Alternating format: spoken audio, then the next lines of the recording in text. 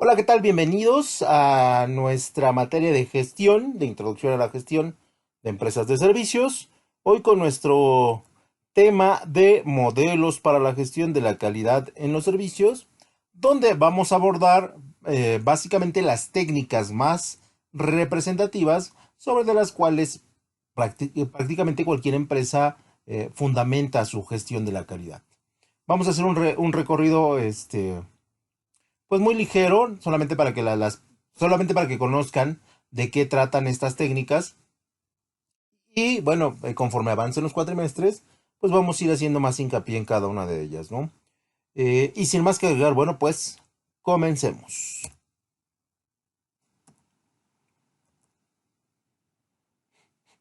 Pero tenemos que hablar primero de qué son las técnicas de mejora de la calidad.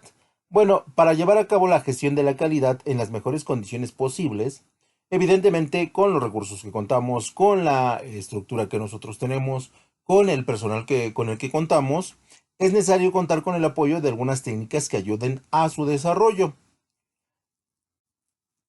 Y algunas de estas herramientas sirven para detectar problemas como la participación del personal, mientras que otras parten de mediciones o datos obtenidos de los procesos a controlar. Y a partir del análisis de estos se obtienen los resultados buscados. Ojo, las técnicas te sirven para la toma de decisiones, para la medición del funcionamiento del sistema o del proceso o para establecer el desempeño de tus trabajadores o de tus asociados, como ustedes le quieran llamar, ¿no? Y entonces, en ese sentido, nosotros tratamos de abarcar todos los tres aspectos más importantes en la empresa, con los cuales nosotros podríamos empezar a mejorar tanto al personal, tanto a los procesos, como a la toma de las decisiones.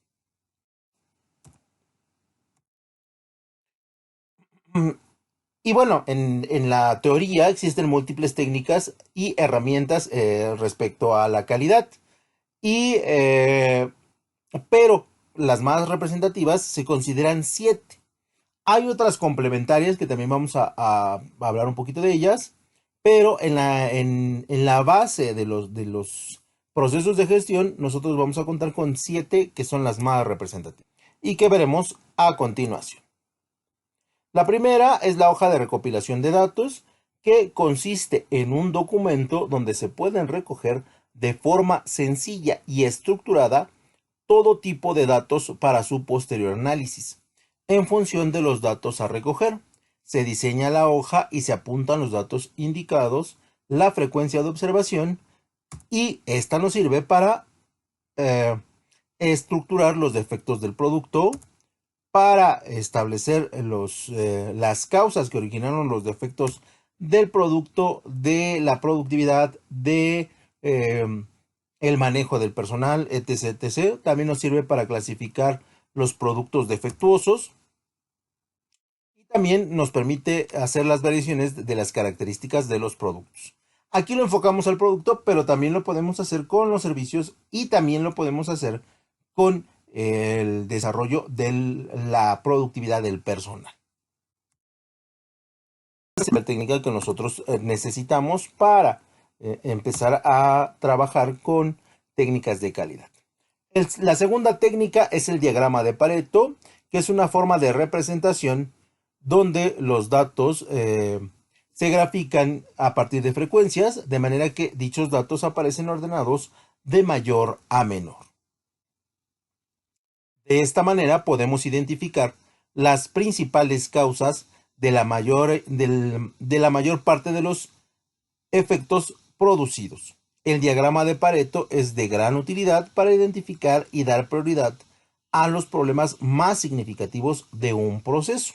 Por lo tanto, el diagrama de Pareto se va a centrar en los procesos productivos de mi empresa, sean procesos productivos de ventas, sean procesos productivos de transformación de materias primas, sean procesos de producción, sean procesos de desarrollo de servicios, y todos estos los va a analizar en frecuencias de importancia de la mayor a la menor. La tercera técnica que nosotros conocemos es el diagrama de dispersión, que es una representación gráfica que nos permite estudiar si existe una relación entre dos variables. Resulta de gran utilidad para la solución de problemas en un proceso, ya que nos permite comprobar qué causas o factores están influyendo en la dispersión de una característica de calidad de forma más común. Y dentro del diagrama de dispersión podemos encontrar la correlación de líneas positivas, que al aumentar el valor de una variable aumenta la de la otra. Esto es que van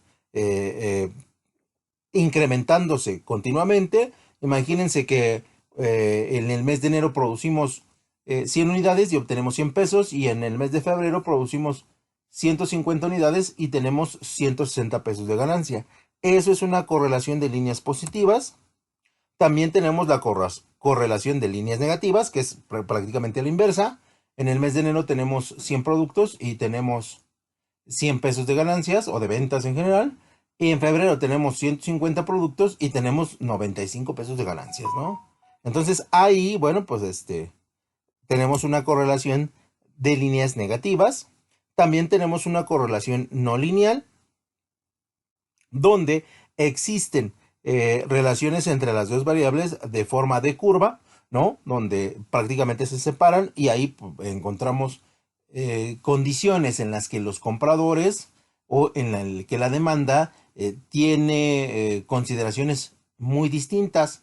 Esto se utiliza prácticamente en aquellas empresas o en aquellos productos que que son de carácter nacional, o sea que utilizan ventas prácticamente de Tijuana a Quintana Roo, o en su defecto productos que tienen una presencia de carácter internacional, donde sí podemos encontrar correlaciones no lineales, ¿no? O sea, habrá regiones donde puede ser lineal positiva y hay lugares donde puede ser lineal negativa, ¿no? En el mismo sector. Y bueno, aquí se tendría que estudiar qué fenómenos y qué situaciones de competencia se están dando para que esto se desarrolle. Y luego tenemos el dato sin correlacionar, donde no existe una influencia o una variable o dos o más variables que nos determinen una tendencia, ¿no? Y unos meses vendemos súper bien y otros meses vendemos súper mal, ¿no? Y no encontramos un factor desde el punto de vista competitivo, desde el punto de vista de precio, desde el punto de vista de consumidor, que nos determine una solución.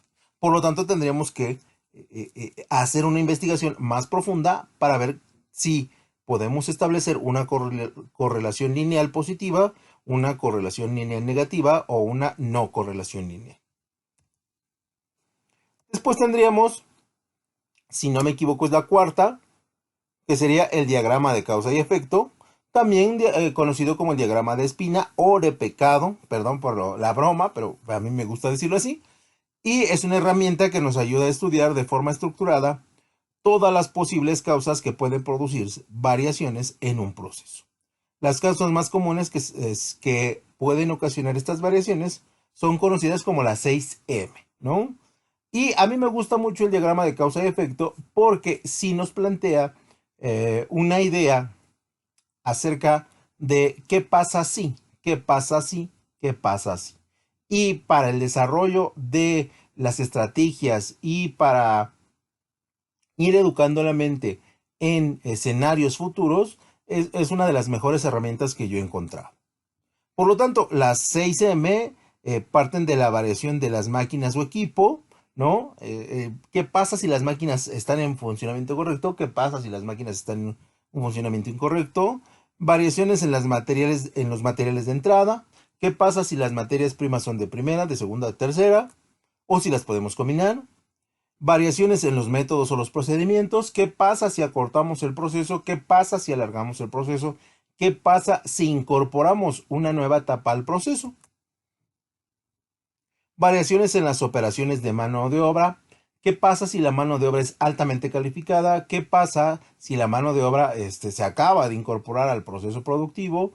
En fin. Variaciones en el medio ambiente, que estas tienen que ver con el proceso productivo en general, ¿no? ¿Cómo se determina la productividad en un día lluvioso? ¿Cómo se determina la productividad en un día caluroso? y cómo se determina la productividad en un día frío, ¿no? Y variación en las medidas, ¿no? En las medidas que acabamos de mencionar. Si no me equivoco, es la quinta técnica, que es conocida como el histograma, que consiste en la presentación de una serie de medidas clasificadas y ordenadas en fila y columnas. La manera más sencilla es determinar y señalar el número máximo y mínimo por cada columna y posteriormente agregar dos columnas en donde colocaremos los números máximos y mínimos por fila de los ya señalados. El histograma se puede utilizar en obtener una comunicación clara y efectiva de las variables del sistema. Lo podemos utilizar al mostrar el resultado de un cambio en el sistema. Lo podemos utilizar identificando anomalías o examinando las formas. Podemos comprobar la variabilidad con los límites de especificación. Podemos estructurar estas medidas como un elemento de análisis. Prácticamente el histograma se utiliza en situaciones de análisis de los procesos que estamos llevando, de los mecanismos que estamos llevando o de las técnicas que estamos llevando y cómo se reflejaron ya en la realidad. Porque de repente uno piensa que una técnica, un procedimiento, un método va a funcionar perfectamente bien y resulta que ya en el momento en que se está ejecutando, pues resulta ser que la gente como que pues no lo entiende, ¿no? O no lo incorpora de la mejor manera a el proceso productivo. Entonces, siempre uno debe considerar que en el momento de la realidad, los procesos, los métodos o las técnicas no necesariamente pueden funcionar como nosotros lo hemos pensado y diseñado. Si no me equivoco, es el sexto, que es la estratificación, que permite clasificar la información recopilada sobre una característica de calidad. Toda la información debe ser estratificada de acuerdo a operaciones individuales en máquinas específicas y así sucesivamente. Los objetivos de asegurar los factores asumidos, los criterios de la estratificación son el tipo de defecto, ¿no? Por máquina, ojo, por máquina, las causas y los efectos del buen funcionamiento de una maquinaria o el mal funcionamiento de una maquinaria y cómo le suma o le resta a la productividad. Localización del efecto, esto es, la máquina A está funcionando correctamente al 90-95% de su productividad y eso cómo impacta a la máquina Z, ¿no? O a la máquina W. ¿Cuáles son los efectos del buen funcionamiento o a un conjunto de maquinarias? También puede ser utilizado para establecer el material, el producto, la fecha de producción, el grupo de trabajo, los operadores, el proveedor y los lotes, que esto es básico en aquellas empresas que se dedican a la transformación de materias primas en productos. Es lo normal que en una orden de producción vengan todos estos datos e incluso la hora en que fue desarrollado. Esto con la finalidad de estratificar qué turnos, qué áreas, qué máquinas están trabajando conforme lo que nosotros estamos programando.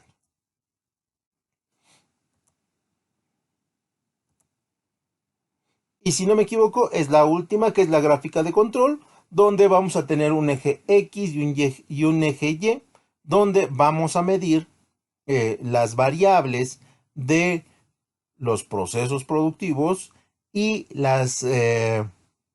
los controles sobre los atributos, ¿no? Entonces, en estas gráficas nosotros vamos a tratar de medir el funcionamiento de la maquinaria contra el funcionamiento de las personas que manejan dicha maquinaria, ¿no? Y esto lo vamos a poder desarrollar en un plano cartesiano y poder estructurar gráficas que nos digan que la máquina A con el atributo A funciona al 83% de su totalidad, ¿no? En el periodo del mes de enero, por ejemplo, ¿no? Y esto me permite a mí analizar por máquina o por operario o por segmento de proceso productivo, poder analizar que en 12 meses cuál fue el funcionamiento y cuál fue el porcentaje de productividad que tuvimos. Cabe señalar que tal vez esta técnica sea más útil o la utilicen más aquellas personas que están más enfocadas a las partes de la ingeniería, a las partes de las matemáticas que a los administradores. Pero que sin duda, si tenemos un buen matemático, un buen ingeniero en los procesos de calidad, nos puede enviar el resumen de los datos de las gráficas de control para analizar cómo está funcionando cierta área o todo el departamento o todos los departamentos. Y después vamos a tener elementos complementarios de las técnicas de la calidad que no son menos importantes, simplemente se utilizan tal vez menos o son complementarios a los anteriores 7. Y dentro de los elementos complementarios tenemos nosotros al diagrama de afinidad, donde es un elemento que sintetiza un conjunto de datos verbales, tales como ideas, opiniones y expresiones, agrupándolos en función de la relación que tienen entre sí. El diagrama de afinidad se utiliza cuando se requiere organizar un conjunto amplio de datos, se pretende abordar un problema de manera directa o el tema sobre el que se quiere trabajar es complejo, ¿no? Y entonces aquí es una herramienta que nosotros utilizamos al inicio de los procesos de la calidad, ¿no? Y donde mandamos a llamar a todo el personal y empezamos a determinar a través de encuestas y decirles cuál sería para usted la mejor forma de mejorar la productividad de la empresa. Y entonces va a haber opiniones, va a haber ideas y va a haber expresiones que nosotros las vamos a ir agrupando. Y si hay una expresión que se repite en varias ocasiones en diferentes departamentos y en diferentes tipos de puesto, entonces eso nos da un rango de indicio de que la gente está viendo un problema en la empresa que a lo mejor el directivo, a lo mejor el gerente no ha podido identificar o que no ha querido identificar, ¿no? Porque esto también puede ser, ¿no? Nosotros consideramos que hay personas que son muy profesionales en su actividad, pero también debemos considerar que no todas las personas pues quieren trabajar en el mismo ritmo y en la misma sintonía que otros directivos o gerentes.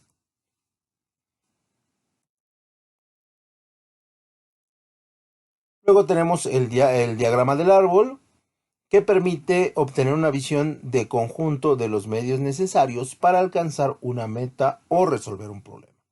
Se parte de una información general y se va incrementando poco a poco el grado de detalle sobre las medidas necesarias para su consecución, de tal manera que se presenta en forma de árbol, empezando con el tronco donde se identifica de una meta general y se continúa con las ramas que serían los planes de acción más específicos. Este se utiliza, por ejemplo, en las juntas de departamento, donde al principio de año tenemos que cumplir una meta y esa meta este, tenemos que determinar cómo la vamos a desarrollar. Y entonces, en ese sentido, el diagrama del árbol es un elemento complementario útil que pues no está de más poderlo utilizar.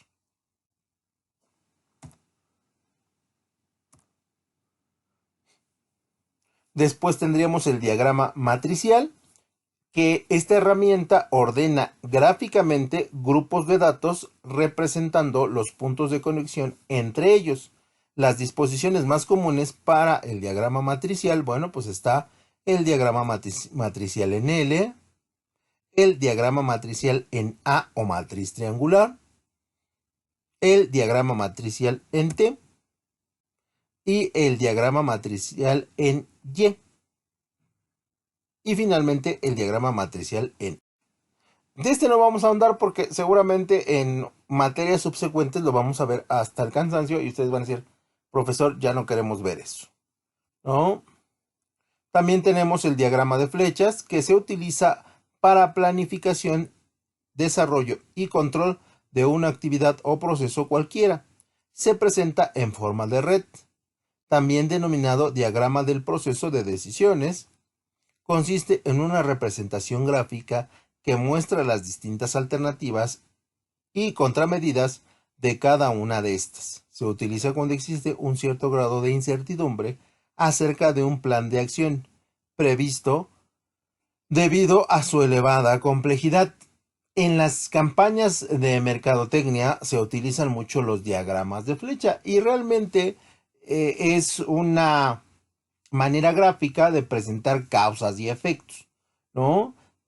Y podemos ir hacia adelante en las causas y los efectos o podemos ir hacia atrás. Aquí lo interesante es que a través de el conocimiento de las áreas involucradas en el lanzamiento o campaña publicitaria de un producto o un servicio, las personas altamente especializadas pueden decir si nuestro diagrama de flechas va a tener retrocesos o va a tener avances y cómo los va a tener. Siempre se plantea una campaña publicitaria para que tenga éxito, pero en ocasiones, bueno, pues estamos sujetos a la incertidumbre y la incertidumbre es igual a error. Entonces, bueno, hay ocasiones en que pensamos que una campaña va a ser muy buena y resulta ser que es pues desastrosa, ¿no? Y a todas las empresas les ha pasado, ¿no? No es exclusivo de unas o de prestigio de otras, ¿no? Simplemente algunas, bueno, más bien todas han tenido tropiezos, ¿no? Es lo normal.